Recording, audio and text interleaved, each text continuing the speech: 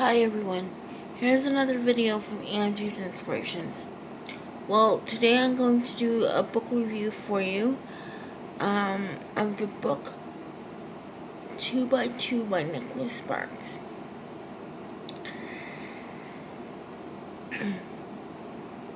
Also in this video, I'm going to finish off my series on my feelings about abortion and feminism and the history of feminism and how, in my opinion, it has affected society, both in a negative way and in a positive way. So, we're going to start off with the book review. So, in this book,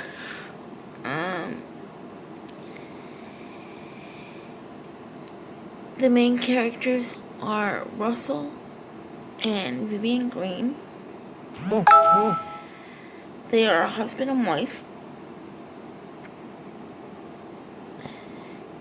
And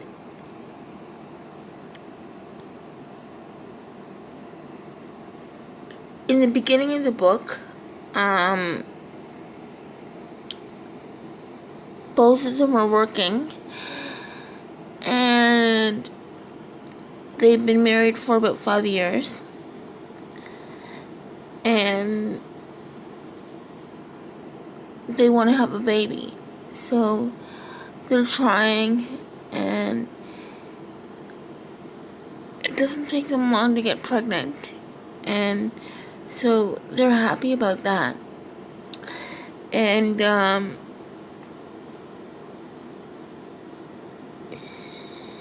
they have the baby, and it's a little girl, and her name is London. And after London is born, Vivian decides that she wants to be a stay-at-home mom, which is fine with Ross. He's all for that, and he supports her decision. However, with Vivian not working, their income is cut.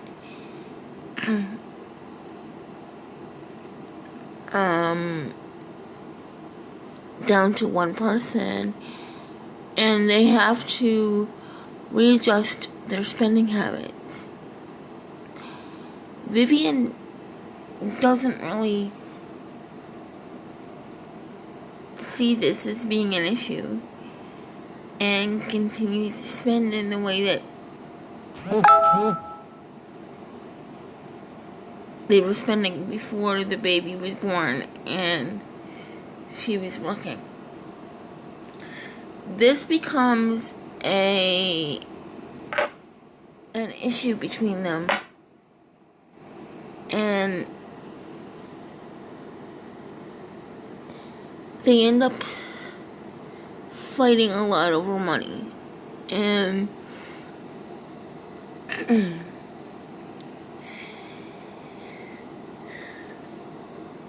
Russ's family starts to notice it, and his sister Margie talks to him about it and says that she's very concerned about it, and he tries to tell her, not to worry, and everything's gonna be okay, and it's his life, and they need to kind of let him live his life and learn, I guess, from mistakes. And he tries to brush it off as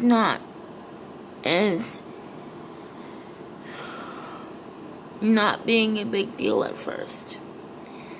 But he realizes that it is a very big deal. Now, Russ is an advertising executive for a large firm.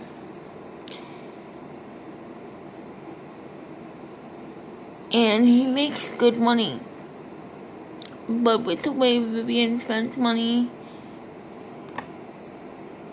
he realizes that he's not going to be able to support them much longer to her standard. And so he becomes stressed about this. And he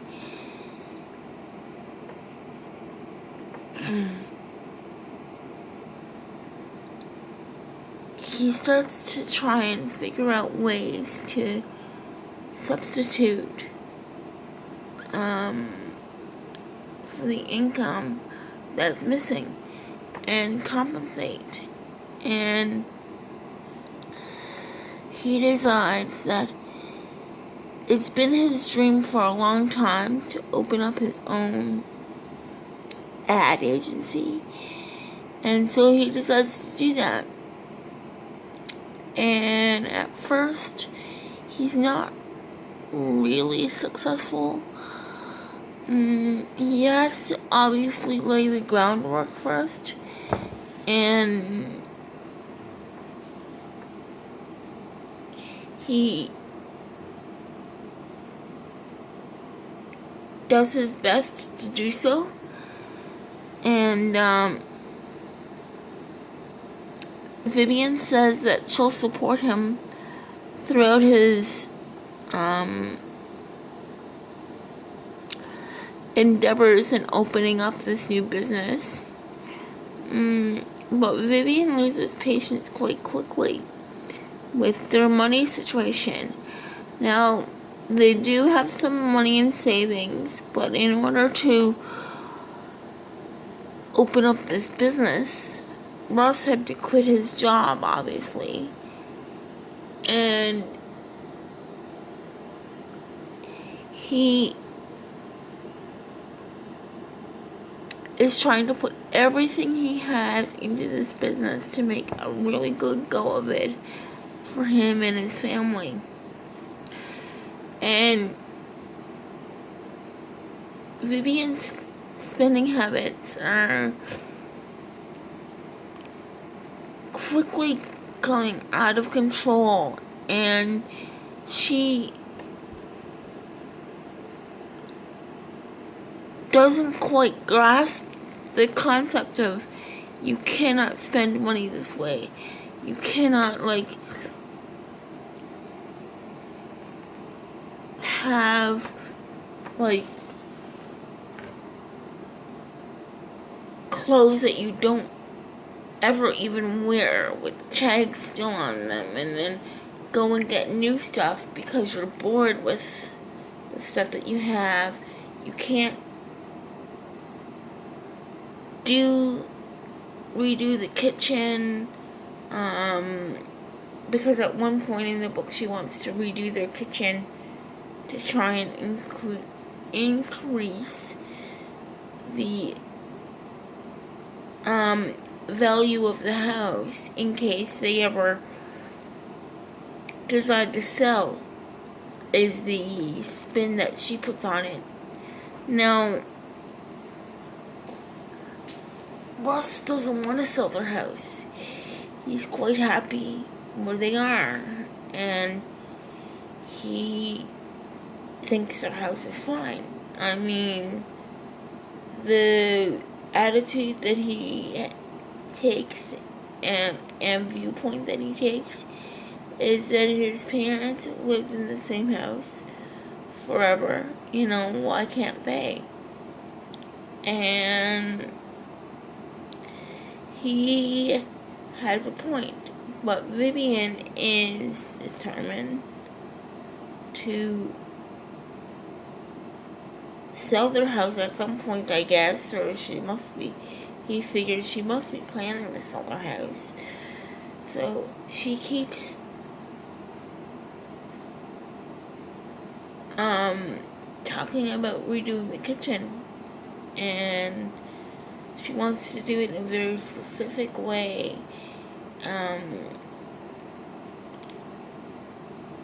She wants to do it like a showcase kitchen that she's seen in a magazine. And Russ is like, no, we really don't have the money. We can't really do that right now. It's not a good idea. And she keeps bringing it up, and eventually he gives in to her and finds the money to redo the kitchen. So they get the kitchen remodeled, and then Vivian decides, okay, you know what? I want to go back to work, and I'm gonna go back to work. And to make a long story short, her and Russ are at a Christmas party, and they end up bumping into this man who's always been attracted to Vivian, and always tells Russ how lucky he is to have a wife like her. And this guy's name is Walter Spannerman. And Vivian sort of, I guess, doesn't really encourage Walter's advances at first, but then she realizes, I think, that Walter has more money than they do, and Walter wants to be with her, so she takes a job that he offers her, and she's working excuse me, for his company, and excuse me, it ends up that she ends up having an affair with this Walter Spannerman guy, and she tells Russ that she wants to leave him. And she tells him at that point that she's going to be going to Atlanta, which is where Walter Spannerman's head office is, and where he lives. And she is really determined to do this and really listen to reason. And Russ is like, what are we going to do? We can't just dissolve our marriage. It's not gonna go away. We have a kid together, and I love you, and I want to stay with you. Vivian is, of course, hearing none of it, and she is very clear that she's only with Russ for the money. Only with Spannerman for the money.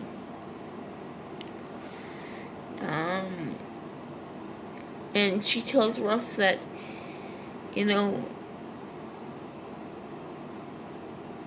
she would like him to take care of London for a while, because,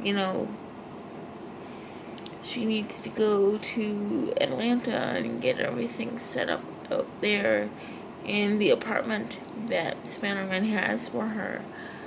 And she tells him that she will fly back and forth between Charlotte and Atlanta.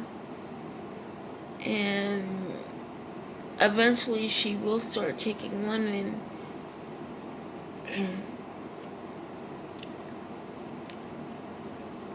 to Atlanta with her, but right now she doesn't think it's a good idea to introduce London to Spannerman, so she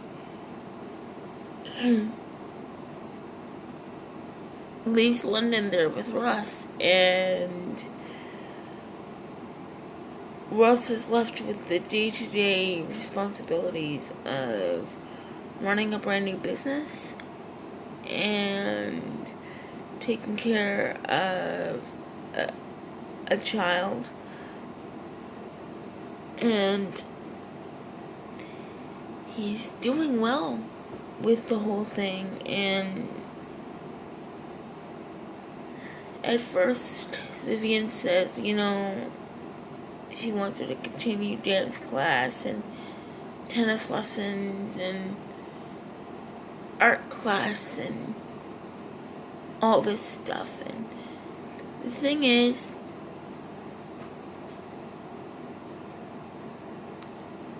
Russ is completely by himself now, and he's trying to juggle parenthood and the responsibilities of running a new company. Excuse me.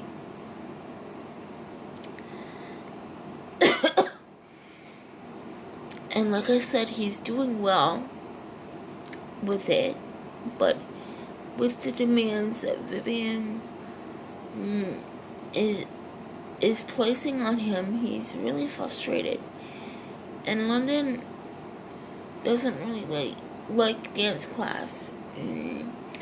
She feels like she's sort of left out of the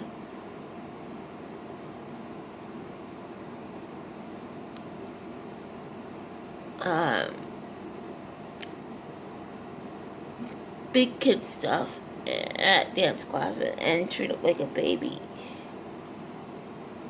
She kind of feels like her dance instructor doesn't respect her. And so she has this conversation with her dad. And eventually they decide that the best thing for her would be to drop dance. And so she does. And she still does her art classes. I think at some point in the book she doesn't go back to tennis either. Actually no, tennis was just like a summer activity. So she doesn't go back to tennis either. She says it's not something that she was interested in. So Vivian is really mad with when London drops out of dance, and she has no bones about letting Russ know.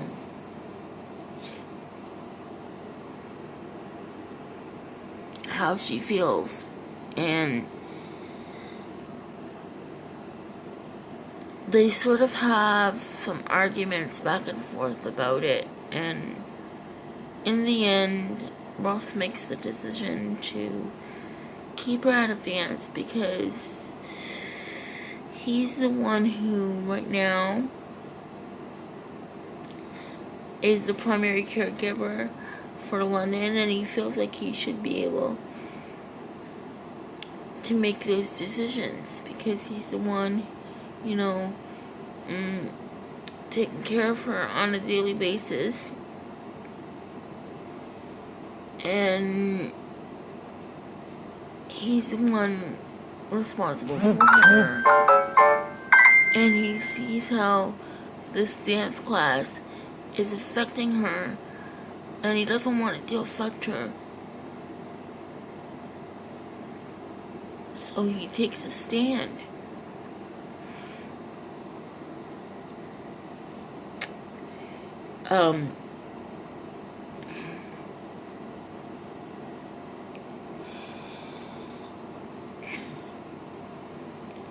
In the book,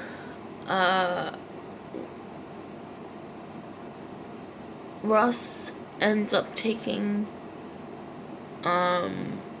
London to art class one day and discovers that his ex-girlfriend, who he split up with because he cheated on her, and he told her because he wanted to be honest with her.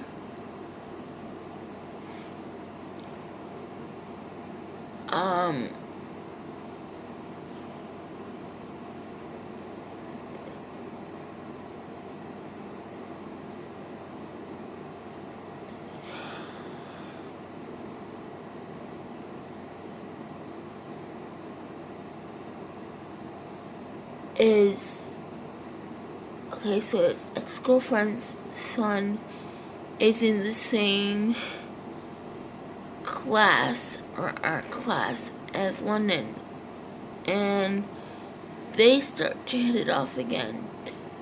And at first, Ross doesn't know if Emily is married or divorced or whatever. And at one point he says, you know,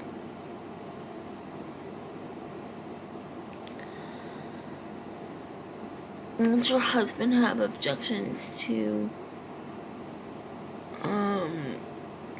us having coffee together every Saturday while the kids are at our class? And Emily tells Russ that, you know, she's divorced and he doesn't really need to worry about that. She tells him that her ex-husband, David, has never really caused an issue for her. And he was really quite fair in the divorce settlement. And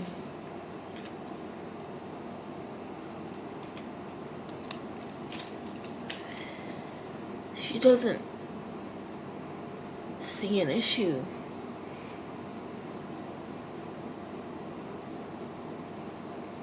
with him having any issues with them spending time together. So after this, they end up spending a lot more time together, and having a lot of late night conversations on the phone and hanging out with the kids, and things are going well. And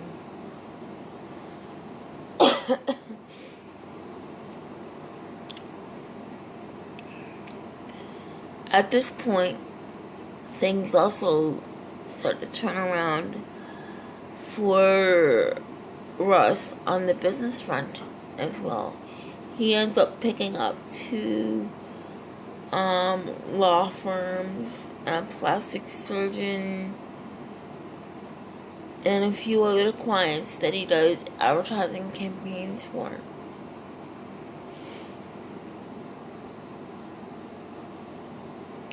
So he's happy because things are finally working out for him financially. He's got Emily back in his life, which was his one true love, and her son Basai, and London are really good friends, and so he's happy, he's less stressed, things are really, really good. And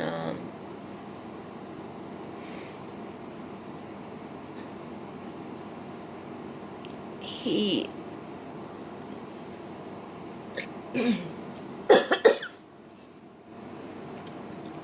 sorry, excuse me. He discovers that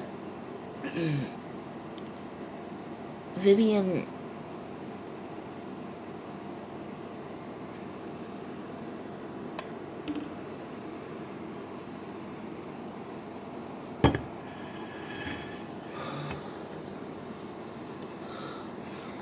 wants a lot more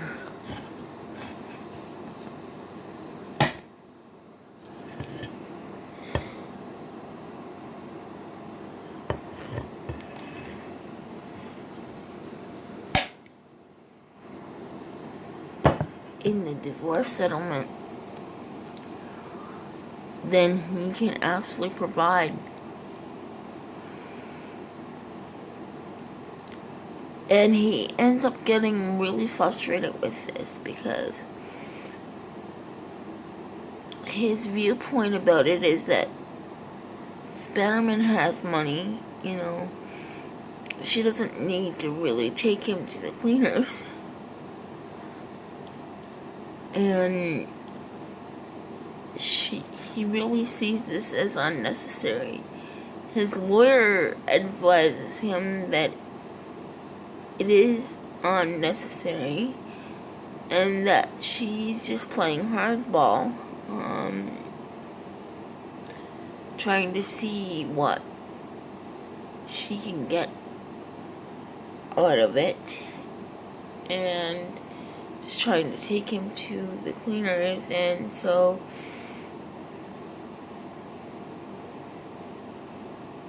he comes back with a counteroffer, and things are never really settled on the divorce front at that point.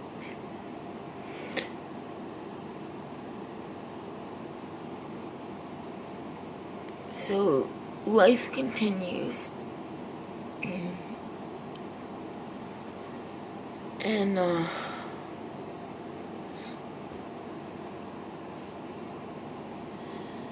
what's really strange about this book is that even though Vivian has left Ross, she still wants to continue the family facade for London. At this point in the book, London doesn't even know that her parents are separated. And Ross,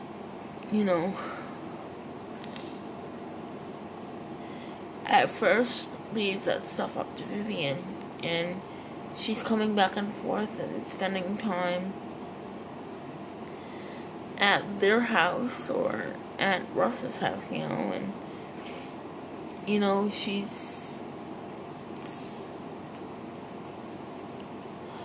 trying not to arouse suspicion because London doesn't know anything about what's going on yet, and so she expects Ross to act like a married couple, while she's there in the house. And Ross is really uncomfortable with this, and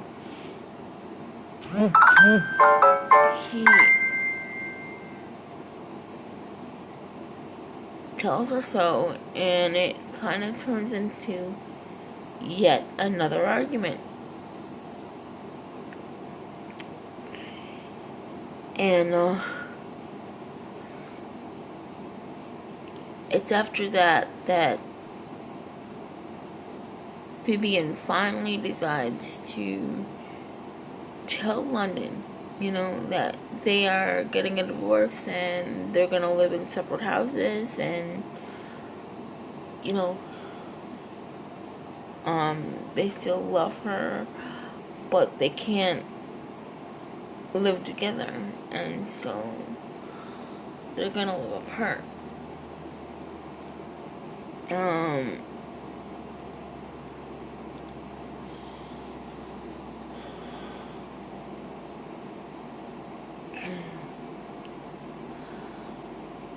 During one Saturday afternoon, while Ross is at his parents' place, he talks to his sister Margie about all of this, and she thinks that the whole thing is ridiculous, and she encourages Ross to, fight for what's rightly his and maintain a certain standard of living for London's sake. And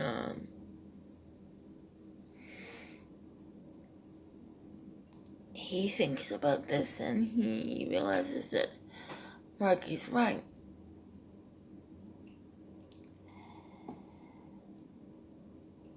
And he goes back to Vivian and tries to talk to her about it, and at first he's not really successful with that. But after a while she does come around. I don't want to tell you too much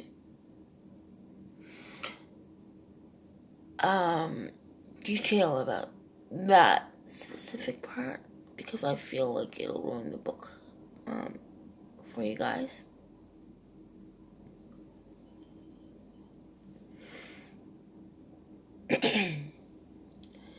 So after a while she does come around, and things are good.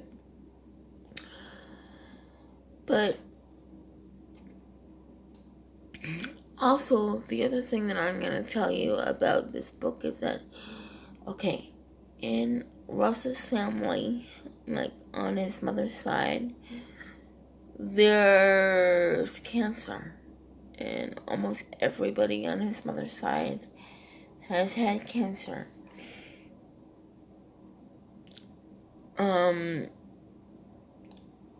Russ's mother is convinced, because of a dream or a series of dreams that she's had in the book,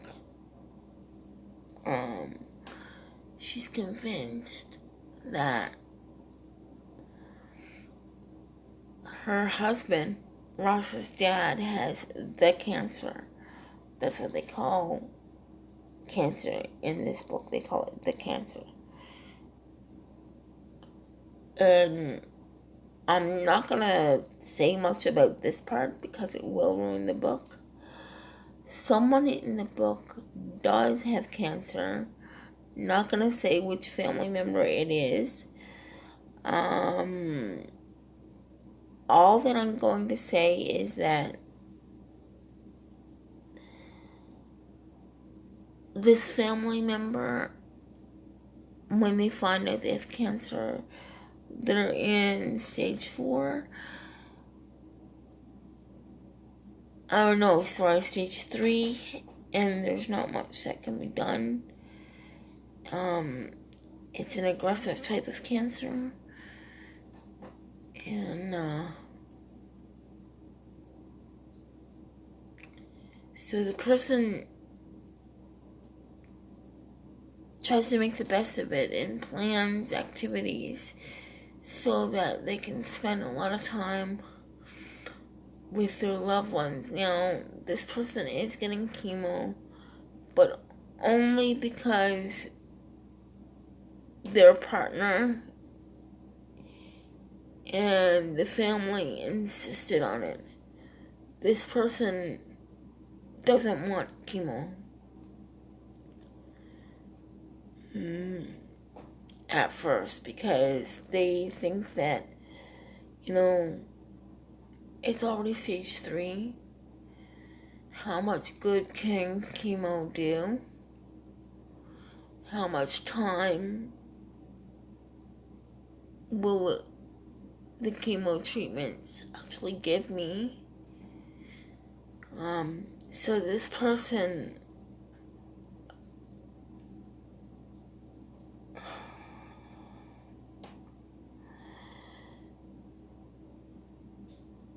they're really scared, but they agreed to the chemo, and then they start planning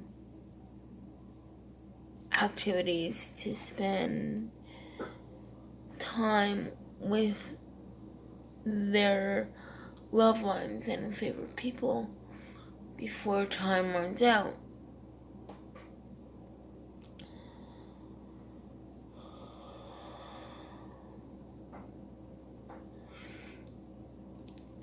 And that's where the book gets really sad. Also, I should tell you that Russ's sister Margie is lesbian, and she's with a woman named Liz, and I'm not gonna say much about that part of the book either, other than it plays an important role in the book. This is a really good book. It's well worth the read.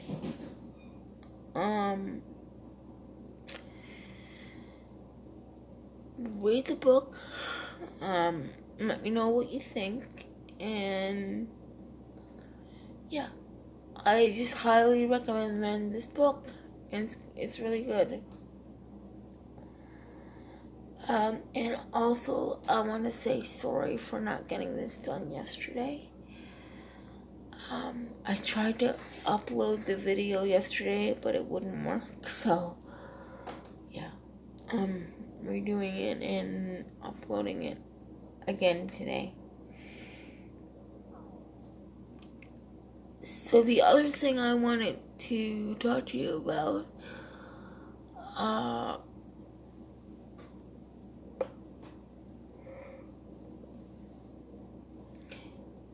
my feelings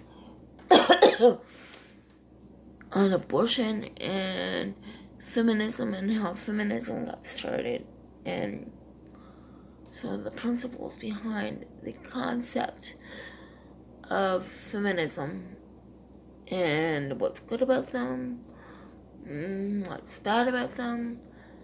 And this will more than likely be my last video on this topic.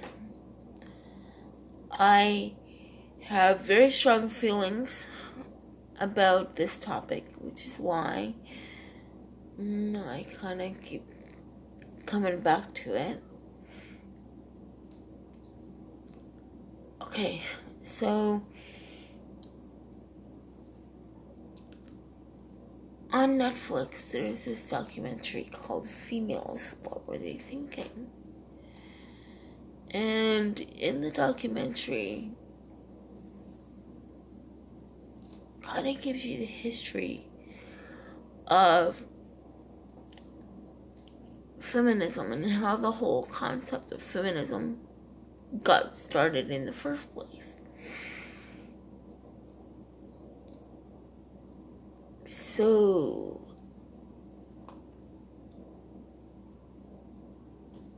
in the 70s, women were just kind of coming into their self, to be their own person, and they wanted women's and they wanted equality, in terms of human rights and pay scale and all of that stuff. And all of this is good principles of feminism. The principle that I have the problem with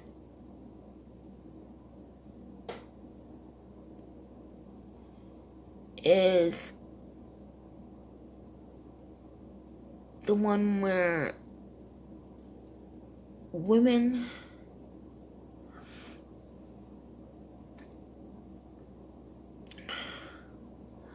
start to use the principle of feminism to push for the legalization of abortion.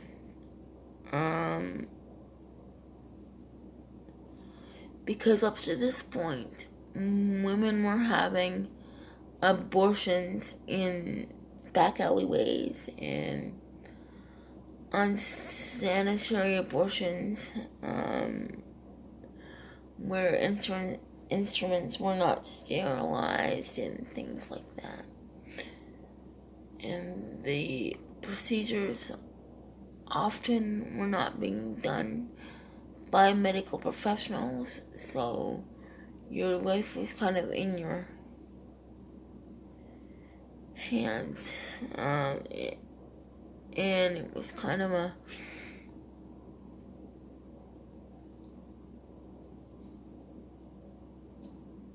do it or not do it, but if you do it, there could be consequences. So that's what it was like back then, and it's a pretty scary concept, but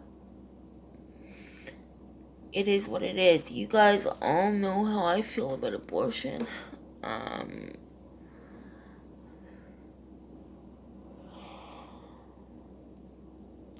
I feel like this film,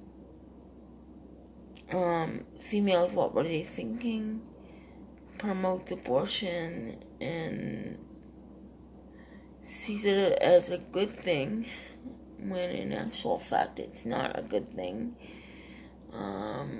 There was one woman in this documentary who said back in 1967, she went to a psychiatrist and asked him, I found myself pregnant, don't want to keep it, what do I do? How do I get an abortion, a safe abortion in a hospital? And the psychiatrist actually told the lady to say that she was going to kill herself. And they did a medically necessary, or what was termed back then as a medically necessary abortion. Now, the ironic thing is, she did this so she would be safe in a hospital setting after the procedure. The ironic thing is, however, that the doctors told her that she would be out of the procedure in a half hour and able to, continue her life. However, that is not what happened. After the procedure, she didn't wake up for 2 days, and she was bleeding for those 2 days, and it was profusely bleeding. So, what she wanted didn't work out for her in the way that she hoped.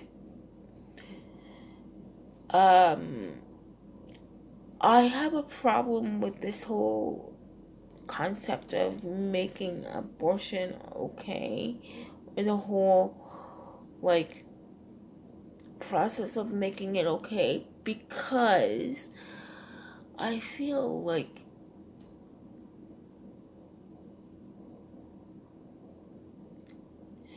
having children and taking care of children and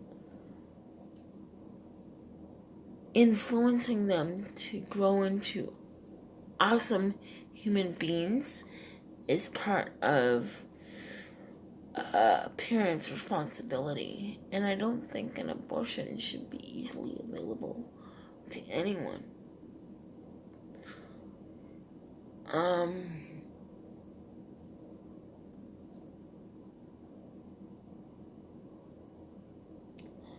I can tell you that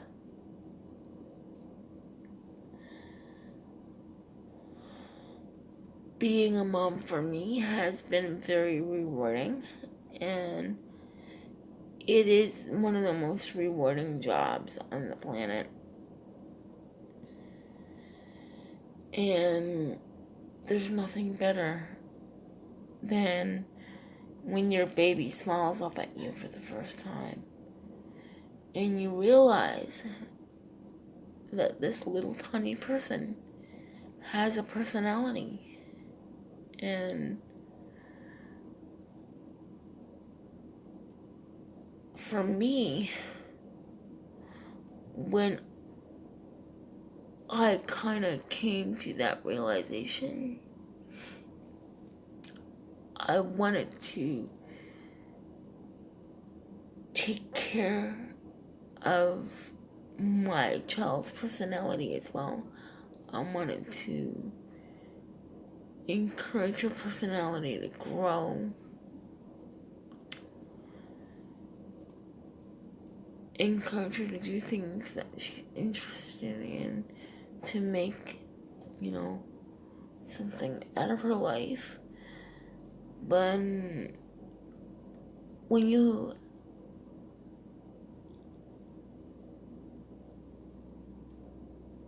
have an abortion, all of that opportunity is taken away from that child.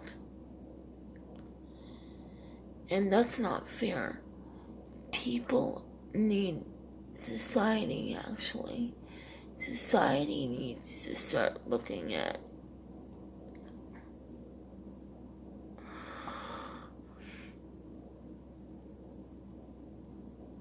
other ways of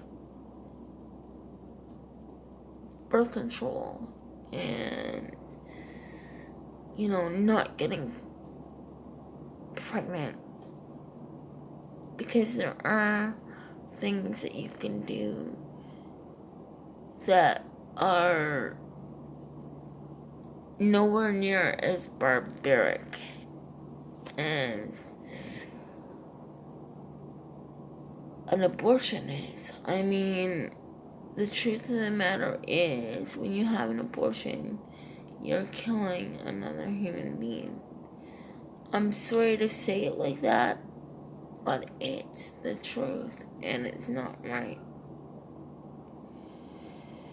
And I will stand for this cause as long as I am able to. And I will let my viewpoints known about it, because I think they're important viewpoints, and you need to get it out there, because, if it saves one baby's life, then it was worth it. I'm not saying that you should be home, barefoot and pregnant in the kitchen all the time. You can still have a job, still have a life outside of motherhood. But when you think about it, motherhood and parenthood is the most important job you'll ever do, because you're preparing this person, this little human being, to be out in the world. Anyway, guys, that's it for today. And thanks for watching. Like, share, subscribe. Let me know what you think. And just keep it in mind that, our children can make a difference in the world too. And this is why this topic is so near and dear to me. That's it for today, guys. I'll see you tomorrow.